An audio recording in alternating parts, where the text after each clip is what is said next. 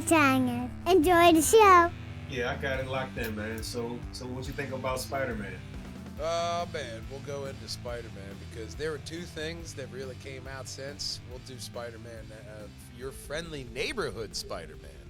So while I'm checking out the IMDb for this, the actual storyline, the descriptor on IMDb says it all for this because the animated series follows Peter Parker on his way to becoming Spider-Man in the MCU with a journey unlike we've seen and a style that celebrates the character's early comic book roots, which that's what I really like about this series is the comic inspiration, the panels that pop up in the scenes add to it because there's one bit of trivia that I like, but the one thing that everybody is loving for crazy in the credits is each episode's title card is in the form of a Spider-Man comic cover with the corner box image of Spider-Man having a different costume whenever he changes his suits. They put expert level thought into it on top of original art style that pays homage to the original while still going outside the box in the multiverse and tiptoeing around, because this is the bit of trivia I saw that I liked, is the show was originally intended to be set in the Marvel Cinematic Universe and tell the origin of Spider-Man from the MCU, played by Tom Holland in the movies. It was later decided... That was the original plan. Yeah, and then it was later decided to be set in an alternate universe, with the show being described as an extended what-if episode. And then it evolved into this series. So just having a normal evolution of like, well, this is kind of, and that totally explains Uncle Ben's disappearance. Although we'll get to some of the other Parker lineage there and by the end of this podcast, because I love what they did, bro.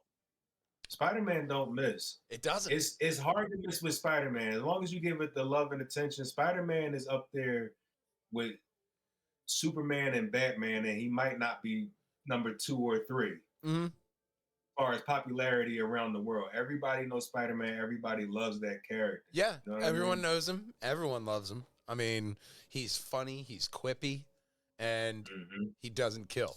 Like Batman doesn't kill. Yeah. So, I mean, I might be biased because it's been a favorite of mine, growing up, even as a child. Like Spider-Man always stood out to me. That's one that I will always grab when I saw it.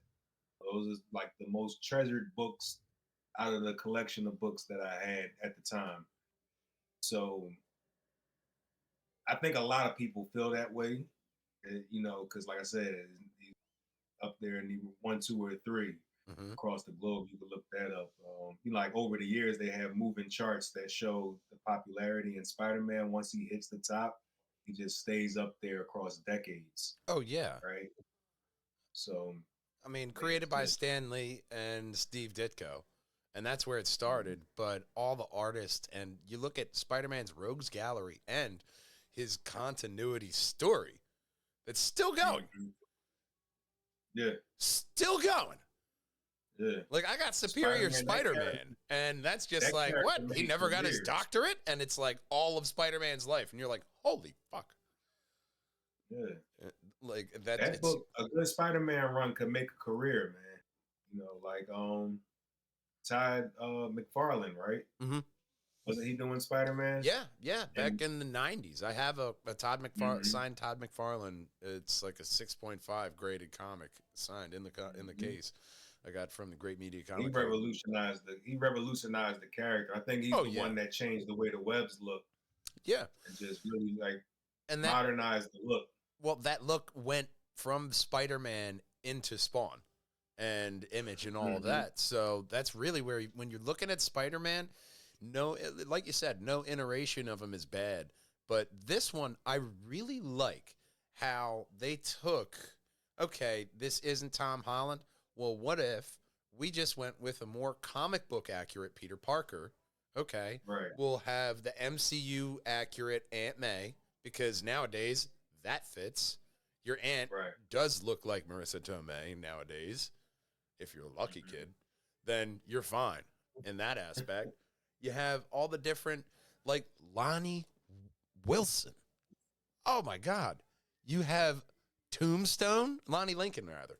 You have Tombstone in being Peter's best friend, science nerd. Oh my gosh.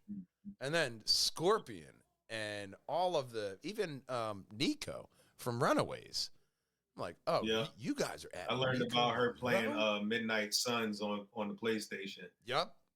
The dope Oh. character. They're gonna do. It's gonna go crazy in following seasons, man. I really hope that they Dude, get a nice long run out of this. They set up Venom. They set up Green Goblin perfectly with Norman Osborn.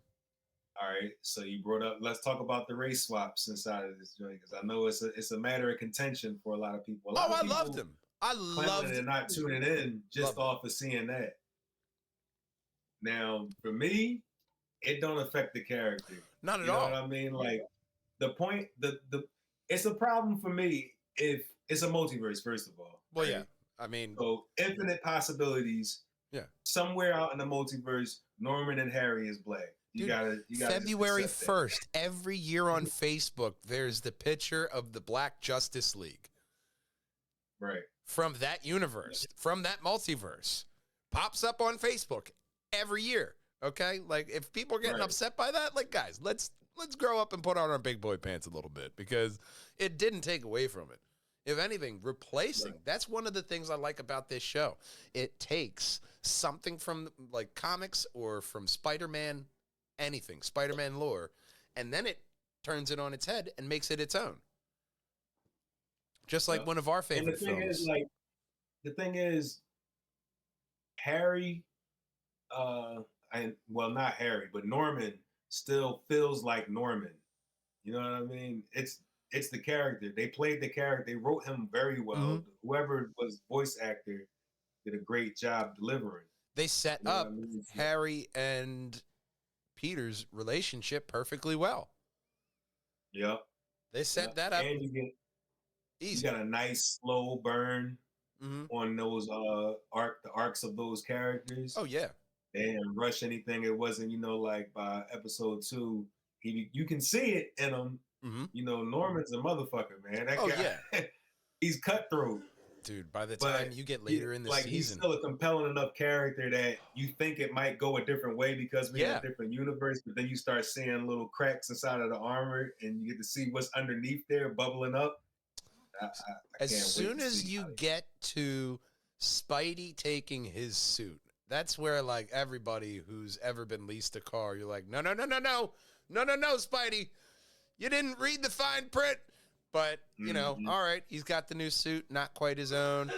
He has to go through all those different iterations of, Flyman and the one that just, the Dark Glider. Like, there's a lot of different things there to where you're like, all right, this is this businessman. He's trying to make it up. He saved his son, trying to make sure Spider-Man's got his own digs. That white suit. Yeah. For a second, they had me going for a second. I thought that maybe we was watching the story of the one that actually wears that suit out in the multiverse. The Peter Parker that wears that suit is like a killer. He's an assassin. Okay, yeah. I think. So I was wondering if that was where we was at in the story we was following. Like this is someone's going to turn on his head eventually. And they really, they carried that all the way to his fight with the Scorpion. Oh, yeah. Now, the Scorpion, that was really, really well done, especially with how they built Doc Ock this season. You're like, oh, you built Norman great, you built Doc Ock, so you're starting off these masterpiece villains, their spiral. And first off, you did Doc Ock perfect. Having him look like classic Doc Ock, and then probably twisting some internet nerds' nipples and twisting Dr. Connors to a female, like, well, what are we doing here? Right. I love it. Change all the shit you want. Make her a gay trans. I don't care. She got one arm. She's going to turn into a lizard. This is going to be awesome. He tried. You trying to turn that TV off. Like, dude, put in you whoever put you drip want. down, man. You can't just turn the faucet all the way on. You know. I just think But it's they such a spent good a lot show. of time with Connors, so I can't really speak to that, whether that's going to pay off, you know, like whether they're going to be able to pull that off or not. For Right. me, Norman Osborn, they pulled it off. Harry, they did a good job with that. Like they changed his motivations and everything like that. Yep. But what you were saying about those, how you call it those? Would you say masterwork villains? Yeah, those masterpiece villains. Yeah, yeah. Yeah. Now, a lot of people don't pay proper respect to the relationships between villains and villains, right? Mm-hmm. So when you see the motivations between Doc Ock and the Green Goblin inside of there, and how they butt heads and compete, and how they have like really fleshed out characters, they're not just some guy robbing a bank. By the time you get to Spider-Man catches the him, and that's the end of it. I love Scorpion penetrating Spider-Man giggity. And then where's Norman? Earpiece down. I got you, Ock.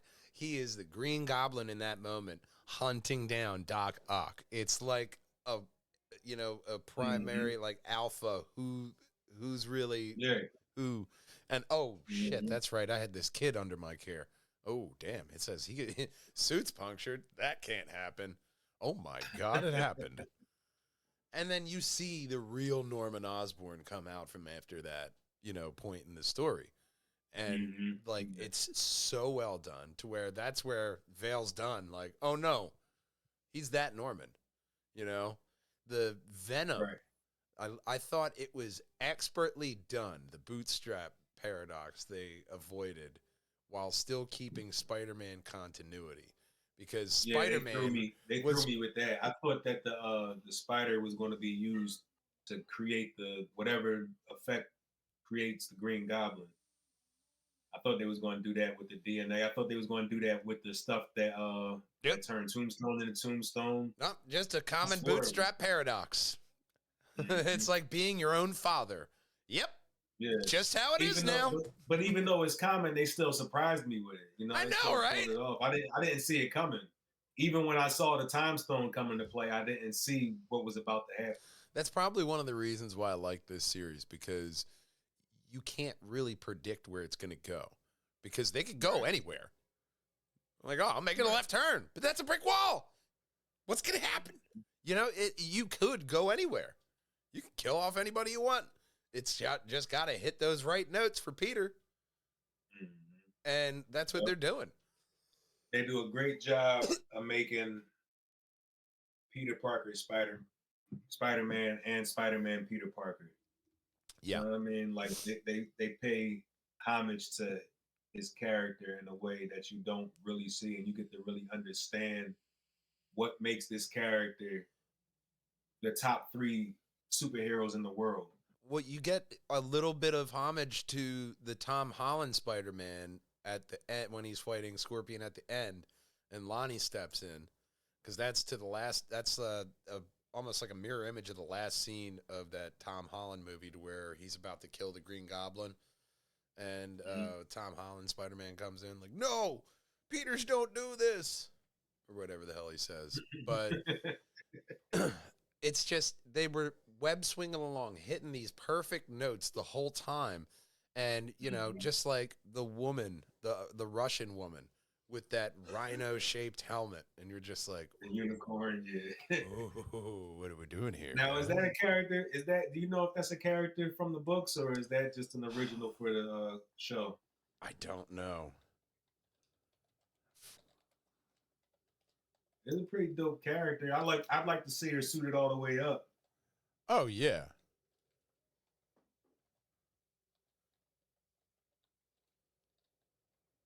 These comic books, I feel different about these joints, man. When I see stuff like the #1 superhero in the world, I'm trying to figure out how to at least get up to like 20 or 15 with something that I created. You know what I mean? So I pay special attention to these things, especially when they as well made as the Amazing Spider-Man. Okay, I just looked it up on a Disney wiki, and it says unicorn, real name Mila Miskara, Mascara, I don't know how the fuck they said it. Mhm. You know what they said. Is a supervillain that appears in Your Friendly Neighborhood Spider-Man. Unicorn was created by Stan Lee and Don Heck. Yeah, it's a dude in the books. Episode. That was a we good make- change. That was a good swap, making that character female. Okay, yeah. Unicorn. Oh yeah, a man That worked very well. named I mean, maybe Milos. because I Okay. wasn't familiar with the character, but No, I wasn't. he was a Battled beast in the Iron show. Man. Okay. Spider-Man was getting the business, and he took a lot of L's, didn't he? He did, man. It was rough being Spider-Man, especially when you had the boyfriend and the girlfriend. Like, he got Right? Yeah, he yeah. had that was when he went to Norman Osborn. He's like, Mr. Osborn, I will take a suit. I just got my ass Mhm. handed to me. Yeah, He's he's right. just- Zipping around with scuba tanks on his back ain't gonna do it. when you have somebody with Bruce Wayne money, like, he offered me a suit. I'm gonna take it. Okay, Yeah. we're all crime fighting here. And then he steps up and protects him from the Sokovia Accords. Mm. Not bad, but you go against Norman Osborn there, Petey boy. That's gonna turn out bad for you. Yeah, now I think about it, they did show he was kind of two-timey earlier on because he was talking to Ross about having his own superheroes for Yeah. defense contracts. And then sick an Iron Man on Otto while Pete's, healing up. Nah, it's fine. I got it. I'll take care of that, Pete. You need to be better. And then he's just like, I can disappoint this child too. I can be a disappointing dad to him, not just Harry. You need to be better, Peter. I'm like, wow, you can scar two childhoods. Great job, Norman. They did a good job with him as a parent, I think. Oh, yeah. No, did they? I'm trying to think. Did he have any meaningful interactions with Harry in the show? Or was it No. all Pete? Oh, no, it was all like Pete and Harry. Oh, It was the Pete. Pete and Harry gang. I mean, when Norman, Okay. because the last No, time Norman and Harry Norman got takes rid over the suit is when Yeah. Pete gets stabbed. Right. And that's when he's hunting after Ock. And you're like, okay, well, maybe not have that guy on the con. Yeah. Harry was Yeah, a he little alone. bit better. Yeah. Now I'm thinking about it. Anytime they was in a scene together, one of them was dismissed or in the background while the other one was talking to Pete. So I guess they ain't want to waste time with no focus on that. I mean, relationship. that's really all I you think- need think with their Norman was, relationship of just how they're distant. All right, this is an A and B conversation. You need to see your way out in the hallway. If Pete says I can stay, and he's in the hallway, and you're like, we all knew that was happening, Junior. You were in the right place at the wrong time, and you found out he was Spider-Man. You're helpful and useful, not irreplaceable. Get out. Mm. Like, you just get that strict business. The energy you got, damn. To his own son. Like, get out. Like, oh, okay, I'm leaving then. Jesus. Ugh. But Harry. I ain't seen that. I just saw him as like I'm a businessman. This business, you gotta roll, man. Go wait in the hallway. We be done in a minute. I really liked how subtle Nico's character is, and she's just like whispering to her necklace, even when Yeah. she's hanging out with Harry. Harry just Mhm. being one of your boys. He knows you're Spider-Man. Oh, friend of Pete's. Okay, like, oh, you know Peter's secrets. Like, I know all of Peter's secrets. I'm like, damn, homie, you just fucked up. Mm-hmm. Blew up your man's spot. Yeah, man. Overall, bro. If it wasn't bad guys, it was I don't his wanna go friends. crazy and compare this to X-Men '97 because It was that good. shit. But phenomenal. X-Men 97 was a masterpiece. I was telling Jill about that. I was like, Yeah. look, X-Men 97 was a whole other ball game because you look at the original. I went back several times for and rewatched the original X-Men, and it's still good when you rewatch it. And they go into the Marvel multiverse, or the Marvel world, the Marvel universe, well in that show. In several points, you see several different characters: Punisher, Blade, you know, all of them. Daredevil, Spider-Man Yeah, was in there, Captain Wolverine, America. Captain America. Yeah, There's so many different characters that pop in there. Then to go in X-Men 97 to have, same universe, these X-Men, the final episode, seeing Peter Parker and Mary Jane at the end of that episode. Like, that was brilliant. And yeah, that's why people was expecting this Friendly Neighborhood Spider-Man to be a continuation of whatever the animated series was that we watched back in the day. What was that? The Amazing Spider-Man. Yeah, and they want a whole other reboot of that series because they did that in X-Men 97. And then they showed them at the end of it, so that's what they was hyped for. Yeah, and I wouldn't mind that it. played into somebody because this show was getting shitted on before it came out. I haven't tuned into the reviews since, but before this show dropped, they was shitting on this show, and this show they were like, I put this show up there with X-Men 97. I put it up there with Invincible. What else is hot right now? Did you see Blue Eye Samurai? I did. It has 7.3 out of 10 on IMDb right now. That's not bad. Now I will say on the down end, I thought that like in the first 2 or 3 episodes, I put it down. Right? And I'm like, man, it's all right, but it's not really going nowhere. It's not what I was looking for. It was probably the first 2 episodes because I like how they did their release. They did 2, 4, 2, 2. And you're like, okay, so it might have been by like episode 3 or 4 that I put it down. Cause like, but what they doing is, it's like walking up steps. You know what I mean? It's not a ramp. Yep. So you go up and then you straight a little bit, and it kind of levels out, and then the excitement goes up, and then it levels back out. It stays up here now. Yeah. And then it goes up and up and up again. Even after the after what you think is the conclusion, you think it's about to be a wrap up episode at the end. Yeah. And there's some more fire for you before you go. What? Right? Yeah. Like, that was episode 9. All right. They're all done. That could be it. Like episode 8. I'm like, that's it? I mean, that was a good season. All right, 8 episodes. And then next week, 2 more pop out. I'm like, okay, I'll take 2 more, but I thought you guys were already done. Those are all accurate statements on that end. But it did kind of go flat at points, and but it was playing off of, this is Spider-Man. You want to see this. Mm-hmm. And it did play in there, but I like the moments that it did hit. I mean, the voice acting alone, they picked a guy, Hudson Thames, who sounded pretty much like a Peter Parker. He has that kind of voice.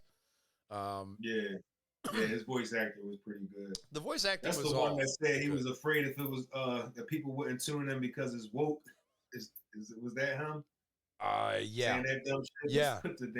Put your phone down next time, bro. The guy who played Lonnie, his name is Eugene Bird, and he was in Anacondas, The Hunt for the Blood Orchid, Sleepers, Dead Man, 8 Mile. He was Wink in 8 Mile. Which one? Lonnie was Tombstone, right? Yeah, Tombstone was Wink in 8 Mile. So, once again, another in the MCU, bringing it back to 8 Mile. There's a lot of people from 8 Mile in there. Falcon. Captain America. Yeah, Clarence. His name is Clarence. Yeah. Fucking goddamn, got you again. That was pretty good, too. Speaking of Eminem and Spider-Man, there was that cover of Eminem on the 8 Mile reference. It was Eminem and Spider-Man on a stage like in 8 Mile, and there were like a whole bunch of different notable characters in the crowd. And that was like a What was that? A cover? it was a cover for an anniversary of something, and they got Eminem on there, and I was like, oh, okay. Marvel likes to do that with certain celebrities. They're like, I'll hey, check that out. we put you in there. I'll check that out. That probably was in the era when they was doing all the hip hop variants. Yeah, it was. Had Yeah, Iron it Man was a with couple the years ago. in the 50 Cent "Get Rich or Die Trying" pose. Yeah, I want to they say this used- was like a couple they used years ago, Outkast. not too long ago. I think we reported about it on the Projangers and Mallhangers Network, probably back in Triforce days, if I had to guess. All right. Network's been here for over 6 years, man. I go think that's the weirdest thing. I see projects coming out now, and I'm like, holy shit, we did a podcast about that. And it's been years since we did Triforce, and I've been up on Nerdy News. But I would look at this, and I'm like, oh my God, we talked about this. This was 6 on a years is questionable dedication, site man. years ago. They were right. So sometimes those weird websites are right, and they do get a leak. And you do talk about a leak, and it's like, hey, this was right. We talked about House of Dragon, and I was still disappointed. Just like Halo. Not a fan. Thought they would be good. Thought those two would be great choices. House of Dragon and Halo. How could you make war boring? Hold my beer. You know what I mean? How could you make war boring? They do. Successfully. And Halo You don't like had... House of the Dragon? House of Dragon, dude, is dragon. That's what the dragon, the plot up to the story of war. And then, all right, now we're done. Yeah, we definitely got to do one of that. I'll watch that again just so I could dissect your argument on that, because I enjoy House of the Dragon, bro. I enjoyed parts of That it, might but be our it's first just disagreements episode. like the parts where they actually focused on Damon's dreams. Those were some trippy, wild episodes. They had a lot of really good parts. We'll have to dissect that one next because. All right, so you just got weird taste. You like the acid trip shit. House of Dragon is it was good, but there wasn't a lot of action. It's just like the new series they have coming out of Night of the Seven Kingdoms. The actor came out and said, "Look, if you like action, this is not your project. This is a slice of life, character-driven drama. If you tell me that beforehand, cool. Don't go off like Lord of the Rings or The Wheel and just expect me to know these characters and get excited for something you have planned 5 seasons from now. I don't need to read 5 books before I watch a TV show." A Night of the Seven Kingdom is Sir Duncan the Tall, right? I believe so, from what I've seen. Duncan and Egg.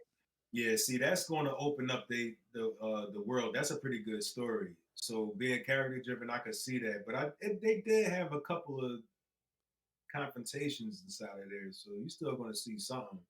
I mean, you'll see all of these projects on Game of Thrones. You'll see all of them before the end of the book. George R.R. Martin pretty much came out and said he's not going to finish it. He said that? He's like, why do people ask me about this? I'm an old man. I just want to stay at home, play Elden Ring on my Steam Deck all day. You motherfucker. And he said, "Oh no, that gotta be Cap. Get you off my back, man. He's gotta be trolling." Can't be true. There's been way too many stories of him trolling, saying how, oh, they're making me write so much for these Game of Thrones shows on HBO Max that I don't have time for the book. He's been throwing out a lot of excuses that I feel like he has it done, and he's just making us wait until he dies, and then some kind of treasure hunt to find it. Yeah, he might, because it's not difficult enough. I left the last book somewhere out in the world. It's going to be at his will. Last will and testament, the world, read in front of the world. Find it, and you get the rights. Seas and skies, trying to find this book. Oh my God!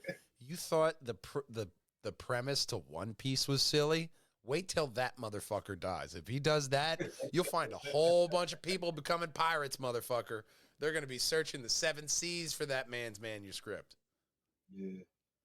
Now that'd be epic. That'd solidify him as a legend for the rest of the time. He do something like that. Oh, 100%.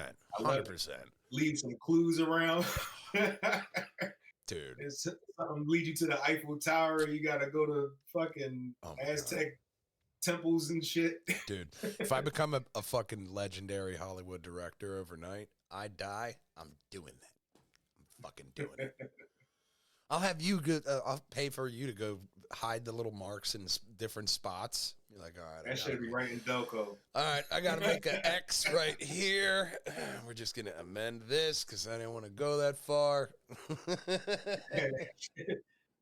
Tape to the ceiling in the attic of a pizza store or something. Meanwhile, people searching all over Chile and fucking. And you just make it vague enough to be specific for anywhere. You just do Nostradamus that shit, man. You just boom, make it kind of vague but specific, like a fortune teller. I see it on a stage right by the comedy club. I knew it was there. And they go run off. You know what I mean? You just fortune teller that shit. Have everybody. And you know, it's not a prank. You know, it's not a scam because it's really there. You just make it really hard.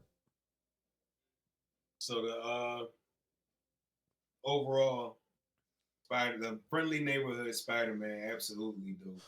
Absolutely dope because I think I showed you the one picture I saw online for a Gwen Stacy Spider-Gwen, and I'm like, oh, please. Yeah. We never saw what happened to that spider.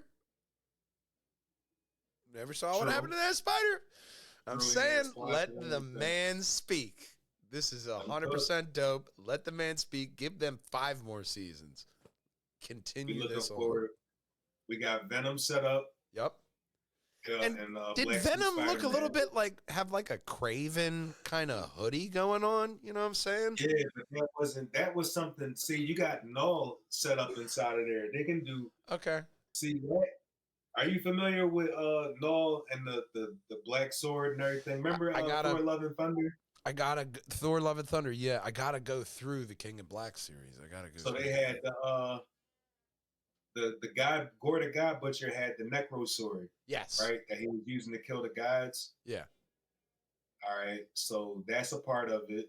And then if you saw Venom Save the Last Dance, have you seen that yet? Did I see that? I don't think I saw that. The last Venom. It's a shitty movie, but Okay, no, I didn't. No. but in it, there's you see where the symbiotes come from, right? Okay. It's like a whole nother dimension or something like that. And there's a god that was in the darkness before the universe was created. And he's the god of symbiotes. His name is Null. Mhm. And that sword, the Black Necro sword, is his sword, the thing that can kill gods. So Venom, the Venom symbiote, is tied to this hive mind that all leads back to Null. And that creates a whole big crazy thing inside of the comics where it's like a multiverse of Venoms kind of. Null became something that had the entire, it was like a Marvel universe event Yeah, where like Infinity Wars where everybody got to get in on this. I see Null those was like that. variants pop up online all the time of like a Right. variant Venom version of this and that. I'm like, well, let's make So- that happen on screen. So all of that to say, it ain't no telling where they're going to take this show if they allowed to cook long enough. You can have some really high stakes stories come out of it. They set up a lot. Now, are you confident with the state of Marvel going to Doomsday and Secret Wars? Because we got RDJ as our Victor Von Doom. Man, I'm gonna be honest with you, bro. I'm back to enjoying the cartoons again. Keep giving me that. What about the Put- Fantastic put- Four trailer? I think that looks splendid. Yeah, it looked good. Especially it looked good, with but it's just Galactus. it seemed like it's taking more to excite me Yeah. once I'm in the theater. Mhm. And that's been happening so long that now it's getting hard to excite me from the trailers. Because I'm like, bro, like, y'all not doing enough when Yeah. we in the theater watching the movie. Yeah. They're not cheap. It They're costs a lot not of money to cheap. get It out costs a there. lot of money to go out to the theaters. Yeah, Yeah. it does. So You I got to wanna- have like, I wanna an be- original story. And that's where Marvel, with especially projects like this, you see, I'm sitting here like, see, you can do that, but why didn't you Mhm. do it there? But Right. we can't. I see the stuff like I'm very hesitant to go see the new Captain America, and I saw it. it's mainly because I pay Disney. It's gonna pop up over there. It's expensive to go to the movie theaters. You know what I'm saying? Like, We really got to pick and choose. I saw it. I will say it's worth a watch. As far as the MCU goes, it was on. It wasn't great, but it was good. You know what I mean? Which is for me, most of them have been okay all right, lately. so So it's a step this up. was good. Yeah, Okay, so it was a so, step up to good. Not at yeah. dope or nope. You're in the in between range that we haven't really covered here. So this is almost new frontier. Yeah, it's some nuance. It ain't, it's Because not the there's best thing that they ever did, but they like it's not. It's definitely not trash. It's definitely not mediocre. Like you're gonna get your money's worth, but don't buy no popcorn. yeah, because there's been series and movies like after Endgame. Can you name one really good one? I mean, Shang-Chi was Yeah, it was okay. yeah. I couldn't feel it. Like a lot I of their couldn't movies feel it. just Endgame. I missed. lost something with Endgame, bro. That I haven't gotten back yet. No, I And mean, I don't what did know, we get? like the quality for me, the quality of the movies and the I mean, we got movies, the Spider-Man, we got connective a Doctor tissue. Strange. We got those that they were the good Yeah, ones, but yeah, we got some good ones. We got some bangers out of it. But it's just been like so much with the shows, the live action shows rather, and we had a everything that they're second Black doing to Panther try movie. to create this shared universe is just like it's not hitting the same anymore. And it might just be the multiverse saga. I don't know, Yeah. but Well, I now think we're they going missed into it. the Mutant Saga. That's where Yeah, you go into the Mutant Saga. Yeah, you can really pull back and save your cinematic yeah. universe here because you start talking about It's a X-Men. cohesive story. They should have did the multiverse should have been the same thing, the same way how they did the Friendly Neighborhood Spider-Man, Yep. where it's just a show that don't really give a fuck about whatever else is going on. We just going to be good in our own right. Yeah. That should have been the multiverse. Yeah. You know what I mean? Like Carol Danvers. Is that no? What's Captain America? The female Captain America, woman Captain America. Oh, Captain Carter. Yeah, yeah. Carter, Peggy Carter. Right. She should have had her own movie. Yeah. You know what I mean? Like, and all those other what ifs Well, you also have to episodes. remember They could have picked a couple of those the the to give the them. flop that started this all off of 2020 of Black Widow, the movie Yeah, that should have been in phase 1, and it was yeah, originally planned in phase 1. They kept pushing but it, lackluster, and it came out like lackluster bleh. movie. Yeah, it was lackluster, man. That joint wasn't- Maybe because it was out of place, I don't know. But then if they was going to do multiverse, they could have gave her a multiverse movie. But they was trying to get rid of the actress anyway. Yeah, They had some other beefs going on with that. they were But trying to get rid if of they well, her. if they would have really fleshed out these characters and let them be not involved with the multiverse, just existing in their own universe, you know what I'm saying? Yeah, Then when we on Loki and we watching all these threads disappearing and getting pruned, it means something because damn, yeah, that might be Spider-Man's universe yeah, going forever. yeah, You yeah. know what I mean? It adds And then it something. adds excitement because at the end of the multiverse saga, when the universe collapsed back into one, you get to pull characters into the MCU officially, like how they did Miles Morales came over to the 616 in the comic books. Yeah, You know what I mean? Or the maker there from is talks of them X-Men. having a Miles Morales movie in the works. Yeah, they need to. But don't do it if you ain't going to do it right. Do it after once you get into the no, you got to give the mutants they shit. Well, yeah, you got to give it to I'll mutants. Well, and then Spider-Man 4, they're talking about having it a little bit different character-wise and the supporting characters around him. I saw one report saying that they're going to go to Mr. Negative, and I was like, that'd be cool. But here's the thing. And what? What's the Spider-Man negative? for Spider-Man 4 with Tom Holland. And here's the thing. Spider-Man 4. Oh, When I you're didn't even know looking you at were doing a next Spider-Man movie and you're looking Now at that villains, here's the thing. Spider-Man, that was good. Spider-Man and Batman both have amazing villains that nobody has ever even heard of in the mainstream. You know what I mean? Wow, They could do yeah. the Clone Saga for Spider-Man. Batman, everybody wants him to do Court of Owls. Fuck that. Do Hush. Mhm. Nobody has heard of Hush. I love that story of Hush. Fantastic. They already tried to do Long Halloween when they did Batman 2 with Matt Reeves, right? Or Batman, the Batman with Matt Reeves. They're, going off for something else for the Batman 2. There's a bunch of different things that you could do without beating those dead horses of those characters, those villains that we have already seen. We've already seen Joker. I love in Matt Reeves' Batman how Joker was just kind of a side character. He was in Arkham already there. He wasn't even the main focus. It was Riddler, and it was. You gotta come back to the Joker with Batman, but That's the not thing. right away. I say you're right though. They should explore other people. You know what I mean? You know what I mean? Talia al What's the Ghul. psychiatrist's name that figured out who he was? Oh, Boy with the circle glasses and the beard. Well, I can't remember, but whoever he is, they could do him. They could do. I want to see Mr. Freeze again, but yeah. I guess Arnold Schwarzenegger did it. But I would love to see him be revived. I saw one report that Rocksteady is working on another Batman game, and I was like, oh, Jesus Christ. And then a day later, I saw, reportedly Rocksteady's working on a Batman Beyond game. And I was like, oh, well, there you go. Make another Batman game if it's going to be Batman Beyond. Fantastic idea, fellas. Do a Ghost Team 6 on that shit.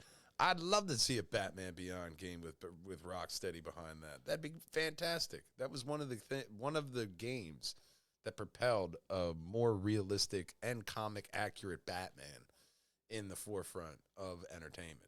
Because you got those Arkham games.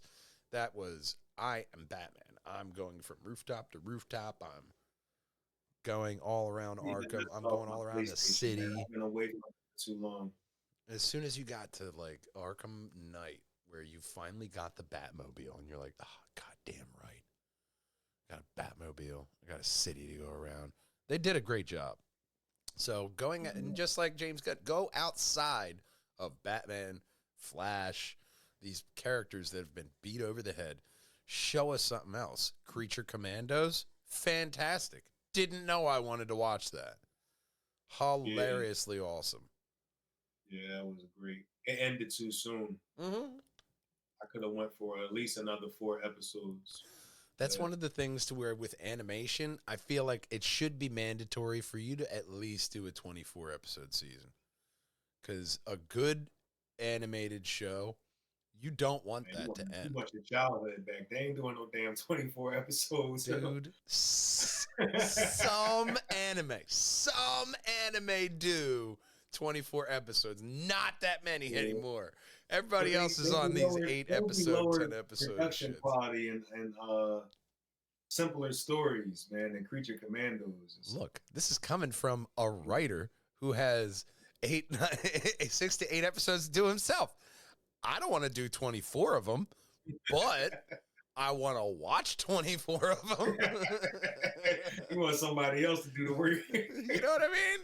But I get it coming from my aspect of, no, my ass is doing 8 to 10 episodes, and that's what you're getting for a season. Right. Calm down. Give me time to sleep, and then I'll make some more. Right.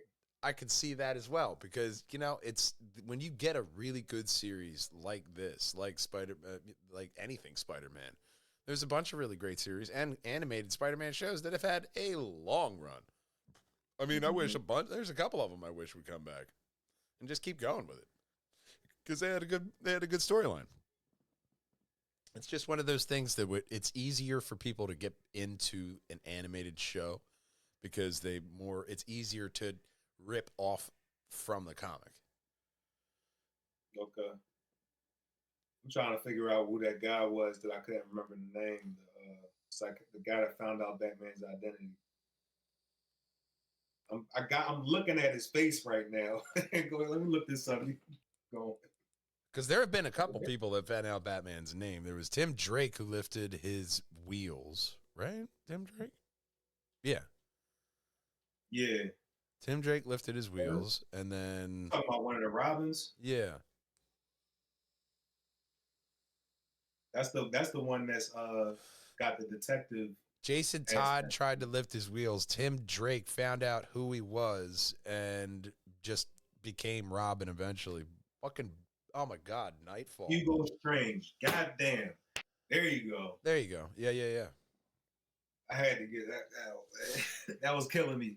Because there was a whole other guy who was Batman in the comics after Bane broke Batman's back. Jean-Claude Pierre.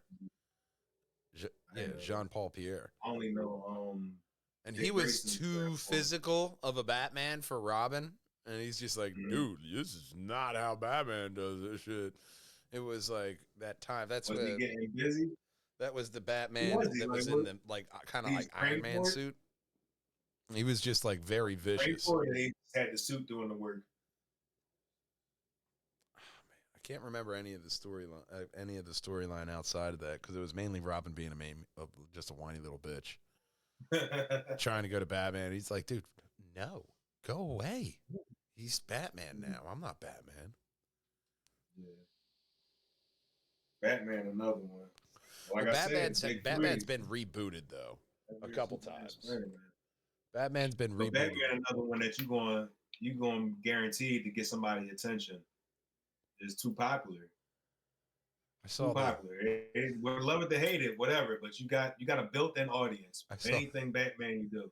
I love seeing George Clooney quotes nowadays because the one I saw was George Clooney, and he said he was talking to his son, and he said, "Well, I'm Batman," and his son said, "Not really, though."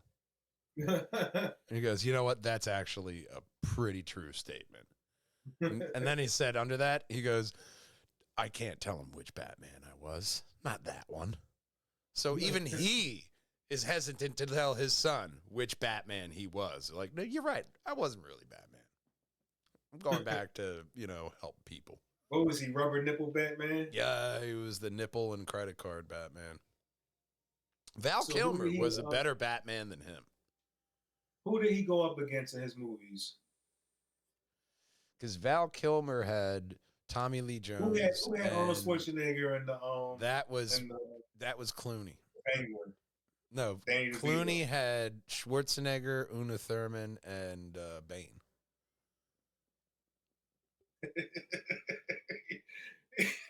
Bane was terrible in that show. Oh my God, yeah. Oh yeah, he had the Luchador mask, but nah, man. And he had like the fucking Stretch Armstrong big arms with like a painted on vein and shit. Yeah, man, that was horrible. And then Arnold Schwarzenegger for Mr. Freeze.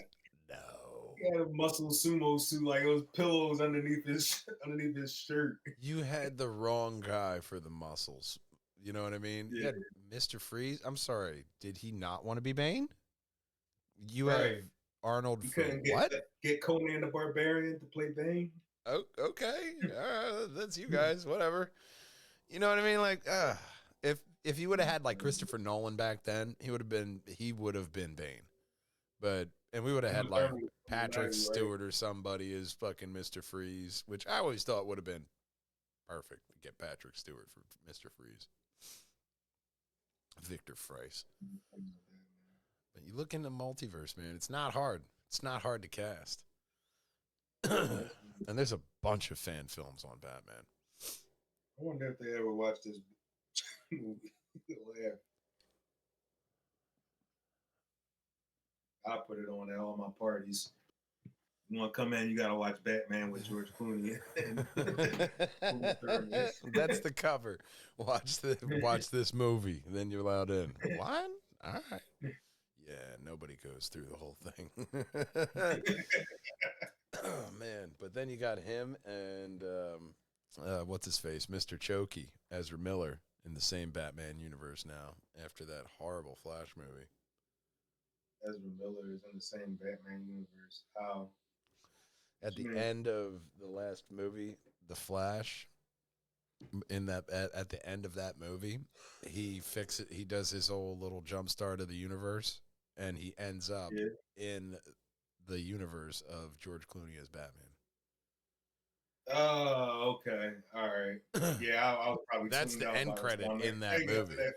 DC had this whole thing of with that they really shit the bed with the Flash movie because originally it was just supposed to be Flash versus some villain. Then they're like, nah, man, we're doing Flashpoint. We're doing Flashpoint. And then that is what we got as Flashpoint. Well, that's what they get for standing by Ezra Miller, man. That was a crazy situation. That was a crazy time in Hollywood. Broke You had into somebody's house, drank their liquor. That's not even what he was getting in trouble for. Breaking into someone's house and drinking their liquor. You had Jonathan Majors on one situation, running down the street from this chick, and then you had a real life supervillain on the other hand, getting Hollywood endorsements from his friends, like, yeah, come out and see The Flash. It's going to be a great movie. And then they had the nerve for it to be a bad movie on top of that. Terrible. I remember the first story that came out to where you could see like he was really unhinged, and it was this woman. She looked like a Karen, okay? That's not justifying him choking her out because he choked her very angrily and said, "Is this what you want?" Look, I get paparazzi and even some fans can really be agitating, but this was a paparazzi crowd that he did this to? It was like a woman and a guy. I remember the video very vividly because it was a woman and a guy, and then he just went, "What?" and started choking her. And I was like, wow, that's the Flash? They tried to say he had like a psychotic break and alcohol and drugs. What the guy do? That story ended there? The guy that was with the woman didn't do anything? Oh, my God, yeah. It just ended there. That would have been it. But it didn't. It went further down the rabbit hole. It would have ended there. Oh, my God, man. That whole story with Ezra Miller was just... It was tragic. All the man had to do was just say, hey, yes, please, thank you, no, not, just be a normal person. Or not, bro. That would have been a sad ending to that story. Oh man, you see randomly choking people. You see these stories of people just, one thing just causing a split. And sometimes they're actors. Mm-hmm. It's a crying shame, but Yeah, but all that in the heat of that moment, I'm just surprised that it's a woman and a man walking together, and some guy comes and starts choking the woman, and like that's the end of the story, or the end of the situation. Yeah, and it was at that time. That was after Me Too, and they tried to just sweep that under the rug. Like, oh, he's doing a lot more crazy shit. That's the least thing. And that's not the only thing. I heard a lot of stuff about him. There was a lot. I didn't care enough to research it. Oh my God. There was a lot of stuff, accusations being thrown out. Oh my God. The accusations alone just beat you in the face every day. It was like, this guy was a dickhead a lot. Oh my God. I found that strange. That was a strange moment in Hollywood history. Now they're talking about bringing Jonathan Majors back as Kang. Or that rumor is floating around now, and I'm not sure if they. There are I heard there are rumors floating around ever since that he won the case against his spouse, to where be nice to people, don't beat your coworkers on set, be nice, say yes, thank you, please, P's and Q's and all that, and sit the fuck down and read your lines. That's all you got to do. You don't got to break into people's houses, steal the shit, take the car for a ride. Like this was like a Grand Theft Auto 5-star chase for a little while. Oh my God, man. Yeah. It's wild. It's wild. All kinds of debauchery. How these some people, when they get the fame, they think like, I can do whatever I want. Yeah. Did he? I wasn't going to say, but we both knew where that was going. Jesus Christ, that documentary is fucking chilling, I bro. want to see the tapes. I want to hear the tapes. Oh, no thanks. No, I don't. No, you don't. I want to just give me bullet points. Oh my god, that documentary on HBO Max is fucking. Oh my god, it's great. It's a good documentary, but man, was that guy? That shit weird, man. I was watching it, a little bit of it, but there's no facts from the trial out yet. So they just had all the people, trial, and then, like then the documentary got to come after that. The last episode to where they're talking to his assistant, though, I was like, well, damn. Oh, the assistant had some. Oh my god, they were talking to his assistants, people who worked with him, and Jesus fucking Christ, dude. Oh my god, you keep going through that documentary, and it's just like, okay, but they keep getting people closer and closer and closer to him until they get to his assistant, and you're like, okay. Yeah, especially his assistant story. Did they drop any names? Or was it all just Diddy? I don't think they dropped any names.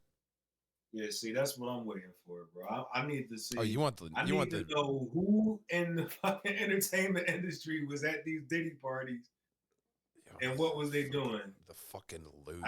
I retract my statement. I don't need to see it. You just want to know the names. Listen to it. I just need the bullet points. Give me the list. That's all I need. You want the Heidi Fleiss list. That's what you want. You just want to give me the Heidi Fleiss list. I want to see who was going, who was on that island. Let me see. Right.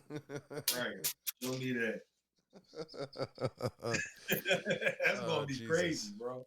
You want to? That's gonna be crazy to see. All right, give me the Epstein list, and let's see who it was. You know, it's not like we're gonna read it off on the podcast. I mean, unless you want me to, we could.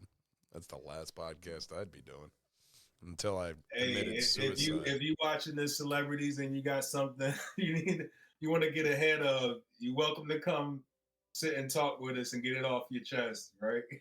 Stop on down, man. There's a box for you. You're down there, over there. You know, there'd be a box for you right here in the chat. Oh, so I guess what we're trying to say. I ain't got no dirt on my name, but I ain't never been in no Diddy party. I ain't never get that deep. Oh God. I just think the message we're really trying to say here is that Spider-Man, your friendly neighborhood Spider-Man is definitely dope on the Disney Plus. Diddy would watch it if he wasn't. Long story short, to circle back around. Long story short on this one, bro. Kind of veering off the road there. Went down into a dark cave there, but he came out the back end. Spider-Man, you know. Woo! That's how we get back out into the light there. Spider-Man. Oh, there he is. Right out. You want to get dark? Spider-Man Noir. That's another thing, man. Spider-Man is being plagued with Sony. That's the problem. That's another thing, man. That's another thing about these multiverse characters. You got Spider-Ham. You got Penny Parker. And you got Sony isn't going to release. Sony's not going to release their grip of Spider-Man anytime soon. They got the Spider-Man Noir. They got, their whole villain verse they were trying, which Lord knows they're going to keep doing that. They got that whole thing. My son watching Amazing Spider Friends, the toddler Spider-Man with a Tyler Miles Morales and Gwen Stacy. Okay. They got like little baby versions of Rhino and stuff that they be fighting, but just a cash cow. You can't miss with Spider-Man. You can't. It's no matter what. There's an age market who will appreciate that Spider-Man.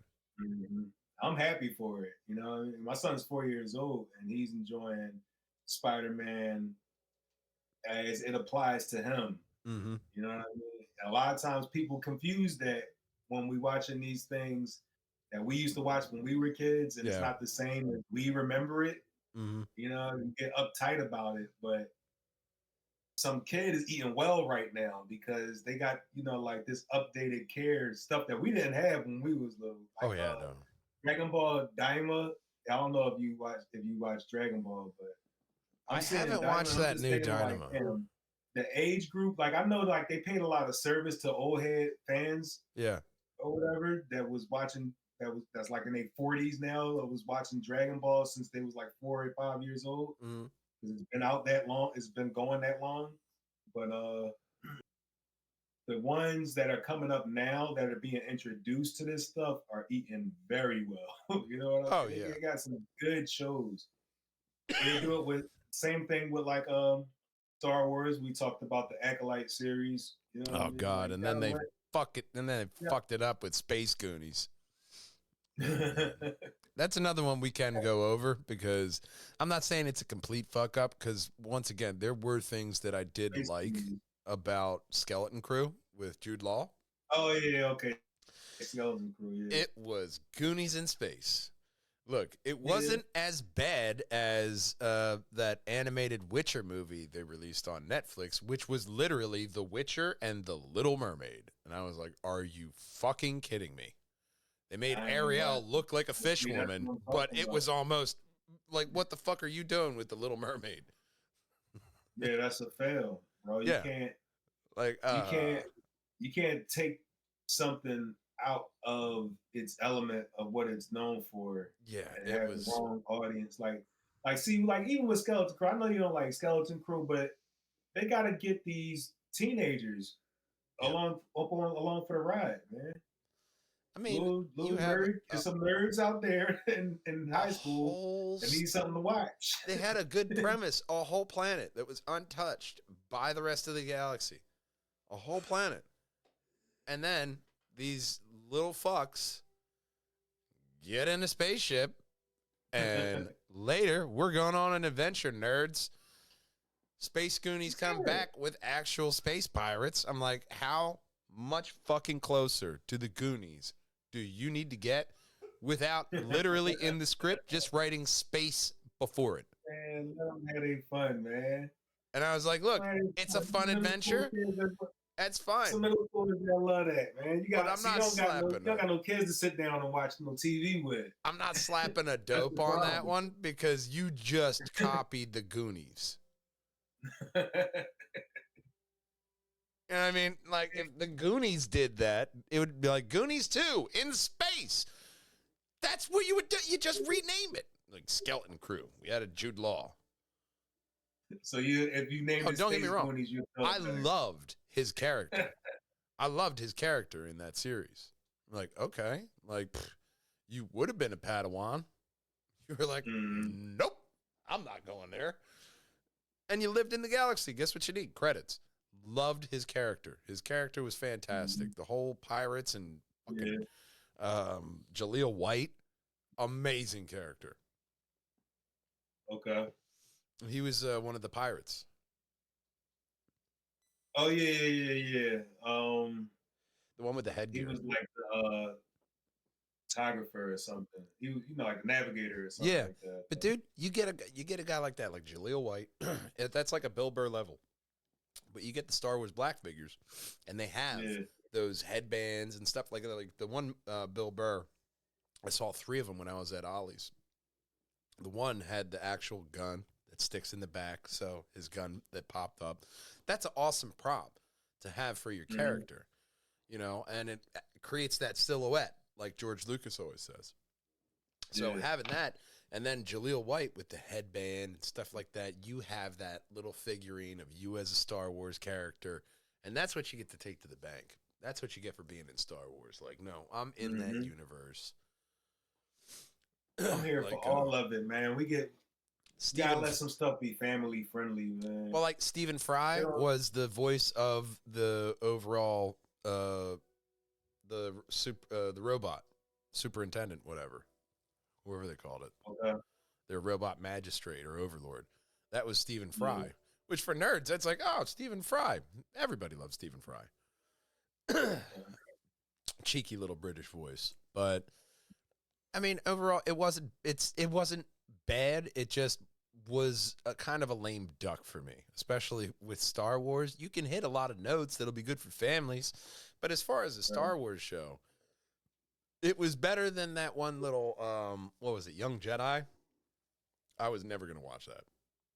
A little with like a baby Yoda and All these little Jedi getting trained by Yoda and young Jedi adventures or whatever.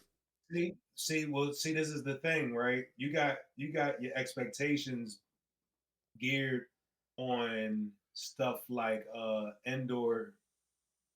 Was that the name of that show? Andor, yeah. Season 2 coming out. Man, that's Yeah, gonna be great. Andor, Ahsoka. Yeah. You know what I mean? Like the theme and the feel of those worlds when you come in got a little bit of maturity to them. Those do have a place, yes. Yeah. So and then you have something like Skeleton Crew in the like drop on you. And maybe they didn't. I didn't see any kind of advertising for it. I completely missed that. It just popped up on Disney Plus one day. Yeah, it did. But It just kind of popped. I didn't know when that was coming out because usually with these series you'll have that. Oh, that's coming out on Tuesday.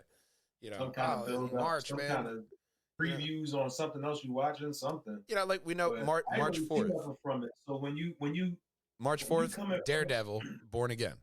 We know where that is. We knew Spider-Man was January 29th.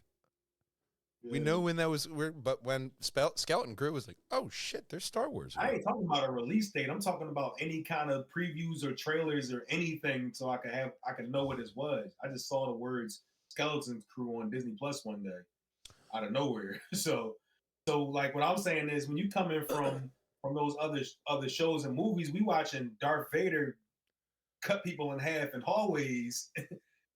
And then all of a sudden, now we gotta switch gears to Skeleton Crew. That's a hard thing to do. Yeah. You know. Well, also I see what you're saying because they didn't have a big promotional push on that either. Yeah. I saw maybe one trailer for that when they were when they were promoting it, and I didn't really, if you would have known that this is geared towards a younger audience, trying to recapture that, Star Wars was made for kids feelings. Yes. That is where you do get that. It's a different approach. You feel different when you're watching it. You can take it for what it is. Yeah, just saw it as lazy writing. I mean, they do plenty of stuff, like especially in the animated universe, to bang that harpsichord a little bit more. But animated Star Wars, entertaining and made for kids. Star Wars, fantastic. Star Wars is that shit. Especially when you look at like Tales of the Jedi and Tales of the Sith, stuff like that. They could do so many different stories. Yeah, just in those shorts. And you could just expand out, and that's kid friendly. It's animated. Make it canon. Everybody's gonna love that shit. Yeah. There ain't too much in there that was really lighthearted though, like Skeleton Crew. No. Skeleton Crew is, I think, the first lighthearted Star Wars thing in a long time. Well, I was thinking even like the Ahsoka episode, her like mother loses her to like a saber-toothed tiger. And then through the Force, she isn't eaten. Yeah, bring your kids. But then again, even from a different nerddom aspect, you look at like Doctor Who, the episode doesn't start until somebody dies. So different kind of sci-fi for, and Doctor Who's a kid show. Yeah, that's true. So, I mean, different sci-fis do their stories in different ways. Some of them is like, that show didn't start yet. Nobody died. Other ones, it's just so lighthearted like that. But you could tell there is that life or death aspect to it. They did a lot of things really good with that show. That it is a good watch. I wouldn't say that Skeleton Crew is dope though. So we got a dope and a maybe. Man, that's not even the matter of subject tonight. We was on, talked about 17 different shows. Oh, we did. Was amazing. But man, really, we can't stay on. We will go through House of Dragon because I think they are stepping up with another season of that coming up after I'm about to sign up, man. I gotta get, eating and all that other shit. Absolutely. Ready for work in the morning, 4 a.m. wake up. Oh, Jesus. This is the end of the show. And, we ended off the same way every time. 2 dopes from us. And we love you. We miss you. And we'll see you next time, gang. Until then, bye-bye. Bye.